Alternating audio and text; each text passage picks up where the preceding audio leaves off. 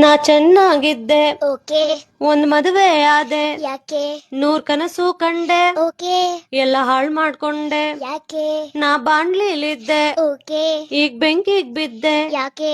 ಅಮ್ಮನ್ ಕಾಟ ಹೋಯ್ತು, ಓಕೆ. ಅತ್ತೆ ಕಾಟ ಬಂತು.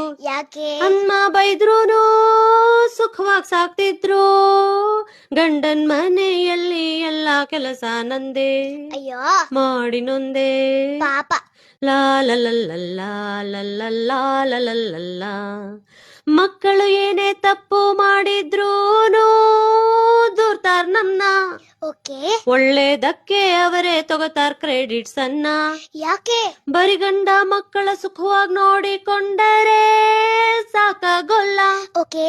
ಅತ್ತೆ ಮಾವ ನಾದ್ನಿ ಮೈದ್ನ ದೂರ್ತಾರಲ್ಲ. ಯಾಕೆ? ಮದುವೆಯಾದ ಮೇಲೆ ತವರ ಪಾಕೆಟ್ ಮನಿಗಿಲ್ಲ, ಎಲ್ಲದಕ್ಕೂ ಗಂಡನ ಮುಂದೆ ಕೈ ಚಾಚ್ಬೇಕಲ್ಲ.